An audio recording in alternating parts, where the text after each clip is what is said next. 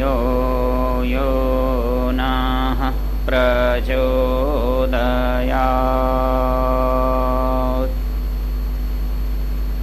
ओमित्येतदक्षरमिदं सर्वं तस्योपव्याख्यानं भूतं भवत् भविष्यदिति सर्वम् ओंकार एव। यच्चान्यत् त्रिकालातीतं तदप्योंकार एव। अयम् आत्मा ब्रह्म अयमात्मा चतुष्पात्। ओम शांति शांति शांति। ओम। आदरणीय गुप्ता जी ने आज ओम इस शब्द पर चर्चा करने का निर्देश दिया है। बड़ा प्रसिद्ध नाम है और इसकी चर्चा शुरू करने के लिए यदि हम सबसे पहले गायत्री मंत्र का जब स्वामी जी महाराज ने व्याख्यान किया है वहाँ शायद इसकी पहली और अच्छी चर्चा है। अभी आपने गायत्री मंत्र का उच्चारण किया और इस मंत्र का उच्चारण करने से पहले उसके साथ ओम शब्द लगाया, ओम का स्मरण किया। स्वामी जी महाराज संस्कार विधि के प्रकरण में जहाँ गायत्री मंत्र का अर्थ लिखते हैं वहाँ गायत्री मंत्र की व्याख्या करते हुए ओम शब्द का अर्थ लिखा है।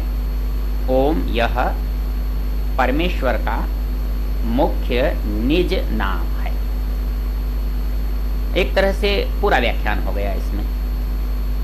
कहता है ओम यह परमेश्वर का मुख्य निज नाम है। दो बातें ध्यान रखने की हैं, एक तो निज है और एक मुख्य है, और तीसरी बात है नाम है। मतलब ये कोई विशेषण नहीं है। सामान्य रूप से हम जितने भगवान हैं उनसे मैं प्रश्न किया करता हूं, आप कहाँ गए थे? भगवान के दर्शन करने गए। तो मैंने कहा भगवान तो नाम नहीं है। क्यों? कि जो चीज सबके साथ लगती है उसको नाम नहीं कहते, उसको सर्वनाम कहते। वो सबका नाम होता है, वो विशेषण सबके साथ जुड़ता है। आप भगवान शिव कहते हैं, भगवान राम कहते हैं, भगवती दुर्गा कहते हैं, आप भगवान दयानंद कहते हैं, आप भगवान हनुमान कहते हैं। और इस दृष्टि से देखा जाए तो सभी भगवान हैं। तो समझ में नहीं आया कि आप कौन से भगवान की बात कर रहे हैं।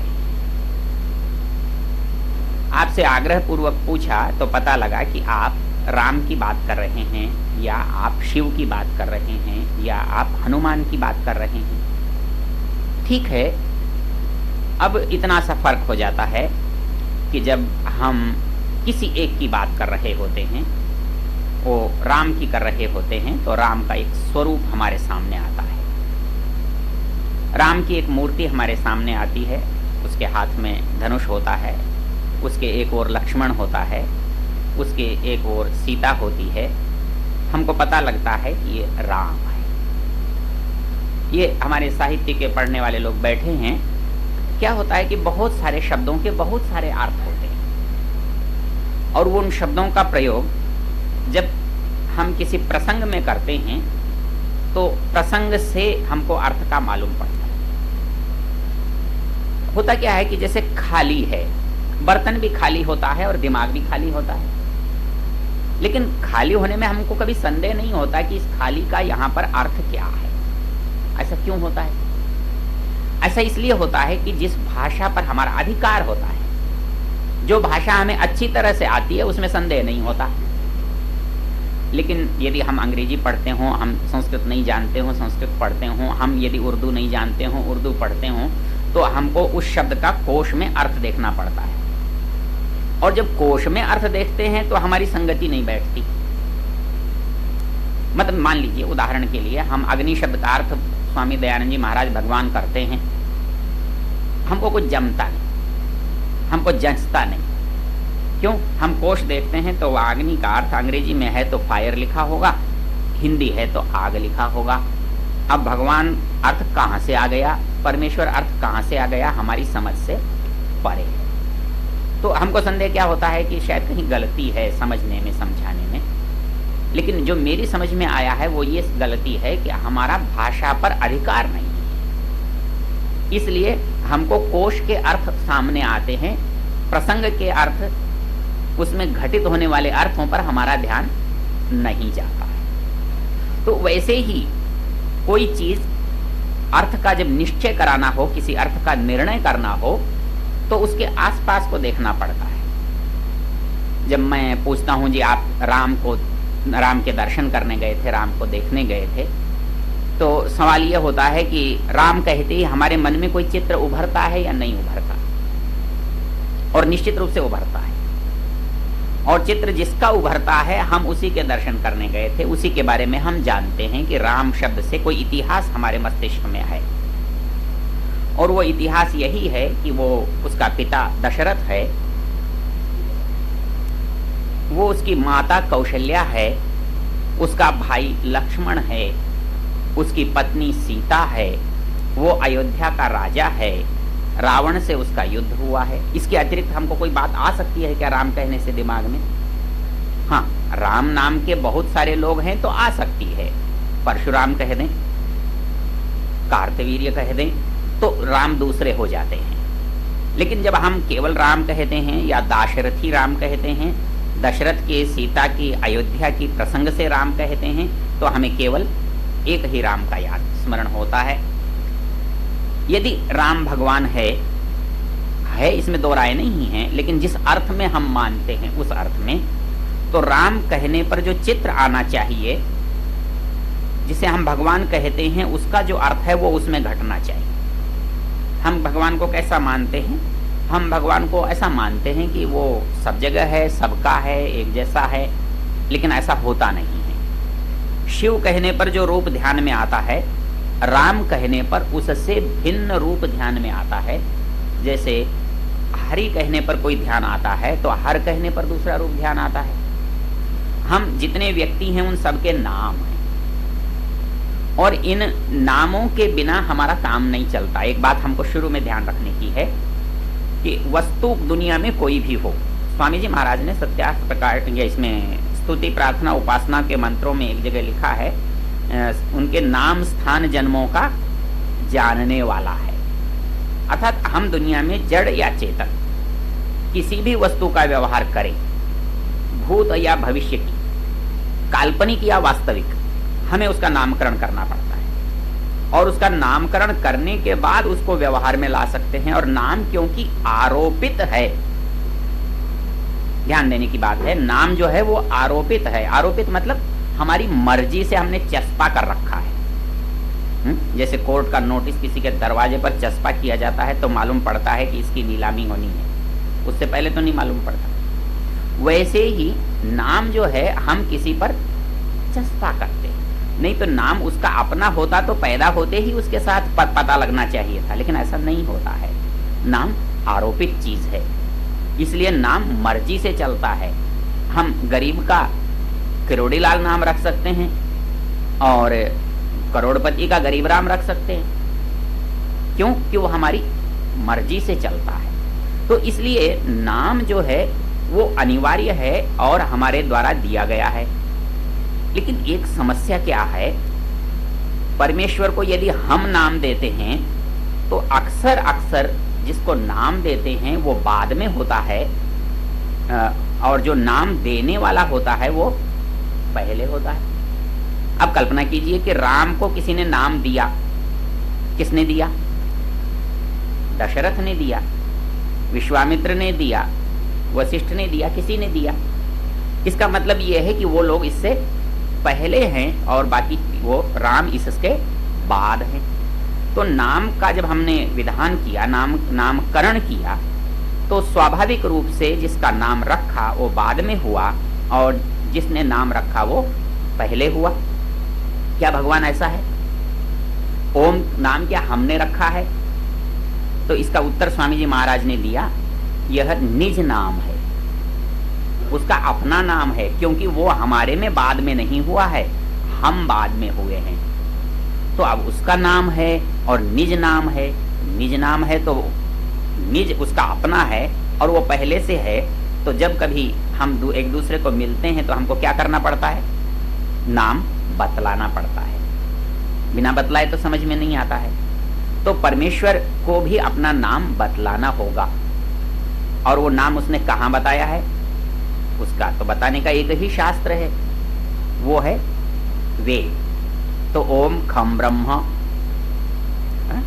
ओम क्रतो स्मर, ऐसा 2 3 4 जगह जहां भी आया है वेद में तो आया है कि भाई उसका नाम ओम है। और ओम नाम केवल उसका है क्योंकि ओम कहते ही हमें राम की तरह, शिव की तरह, हनुमान की तरह कोई ध्यान में नहीं आती मूर्ति। आ सकती है बशर्ते यदि हम किसी मूर्ति के ऊपर ओम लिख करके चिपका दें और हम उसके दर्शन करते रहें तो हमें शायद ये भ्रम हो जाए कि ये ओम है, लेकिन इतिहास में ऐसा अब तक हुआ नहीं है। तो एक बात हमारे समझने की है कि राम कहने से एक चित्र ध्यान में आया, एक इतिहास ध्यान में आया, एक घटना ध्यान में आई, एक भूगोल ध्यान में आया, शिव कहने से भी ध्यान में आया। अर्थात दुनिया के जितने देवी देवता हैं जिन्हें हम भगवान मानते हैं उन सब का एक विशेष चित्र है और वो दूसरे से भिन्न है। एक बात क्या, वो दूसरे से भिन्न है। दोनों का स्टेटस, दोनों की स्थिति, दोनों का शक्ति, सामर्थ्य, योग्यता यदि एक है तो उनके अलग अलग चित्र क्यों हैं? अलग अलग चित्र हैं, अलग अलग इतिहास है, अलग अलग स्थान है, इसका मतलब वो उनकी सत्ता सबकी अलग अलग है। तो ये अलग अलग होना जो है वह हमारी समस्या का हल नहीं करता। उनका कभी होना और कभी नहीं होना यह समस्या का हल नहीं करता। मतलब वकील मुझे सुलभ है, डॉक्टर मुझे सुलभ है तो वो मेरे काम आता है। मैं बीमार हूं, मेरा डॉक्टर बाहर गया हुआ है, मेरे काम नहीं आता है। मेरी पेशी है, मेरा वकील छुट्टी पर है, मेरा काम नहीं चलता है। तो भगवान ऐसा चाहिए जो कभी मेरे से दूर न हो, मेरे से अलग न हो, मेरे से ओझल न हो। लेकिन ये जितने देव हैं, जितने भगवान हैं, जितने हमारे मान्यता के पुरुष हैं, वे सब किसी समय में रहे हैं। उनसे पहले नहीं थे और उनके बाद नहीं है, क्योंकि सबकी मृत्यु कैसे हुई, कब हुई, इसका एक इतिहास हम पढ़ते सुनते जानते हैं। तो इसलिए उसका जो नाम है वो शिव जो है भगवान विशेषण के साथ तो भगवान है, शिव अपने आप में भगवान नहीं हुआ। राम विशेषण के साथ तो भगवान है लेकिन राम रूप में भगवान नहीं हुआ। इसलिए ये बात बड़ी सीधी सी होती है कि फिर ओम का इससे क्या अंतर है, ये सोचने की बात। अब स्वामी जी महाराज कहते हैं कि भाई मुख्य नाम है, ये क्यों कहना पड़ा? ये कहना यूं पड़ा कि इसका मतलब ये है कि बहुत सारे हों तब उनमें से किसी को मुख्य और किसी को गौण, किसी को खास और किसी को आम कह सकते हैं। यदि एक ही हो तो खास नहीं कह सकते। अच्छा, किसी के बहुत नाम हो भी सकते हैं, ऐसा देखने में भी आता है। हम घर में बच्चे को किसी नाम से पुकारते हैं, स्कूल में हम बच्चे को किसी नाम से पुकारते हैं।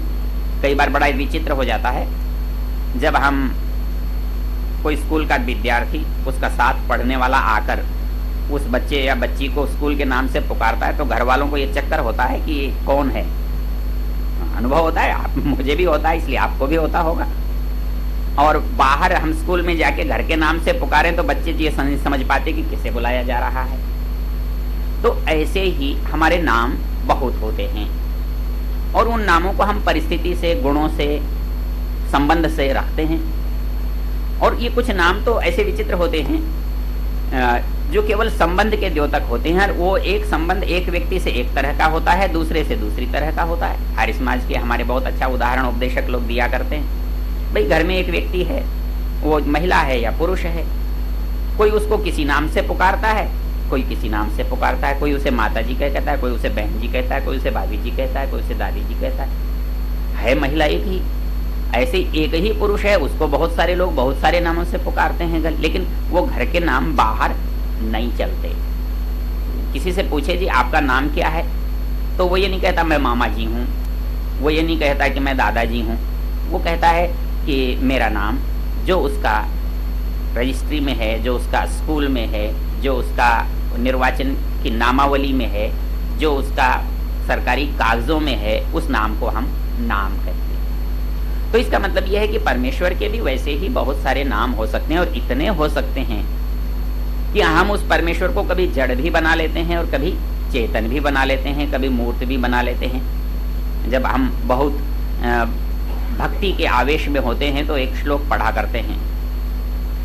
क्या पढ़ते हैं? त्वमेव माता च पिता त्वमेव, त्वमेव बंधुश्च सखा त्वमेव, त्वमेव विद्या द्रविणम त्वमेव, त्वमेव सर्वम मम देव देव। उसको माँ भी कहते हैं, उसको पिता भी कहते हैं, उसको बंधु भी कहते हैं, उसको भ्राता भी कहते हैं, उसको जो भी हमारे लिए उपयोगी संबंध हैं, सहायता के कारण हैं, उन सबको उससे पुकारते हैं।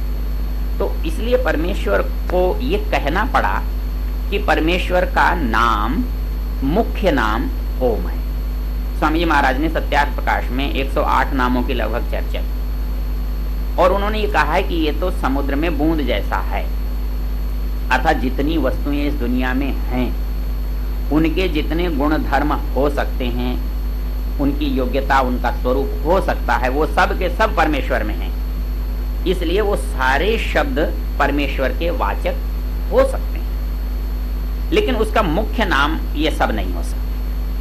राम उसका नाम हो सकता है, गणेश उसका नाम हो सकता है, शिव उसका नाम हो सकता है, बाकी सब भी उसके नाम हो सकते हैं, लेकिन उसका मुख्य नाम और उसका एक ही नाम यदि कोई हो सकता है तो वो ओम ही हो सकता है।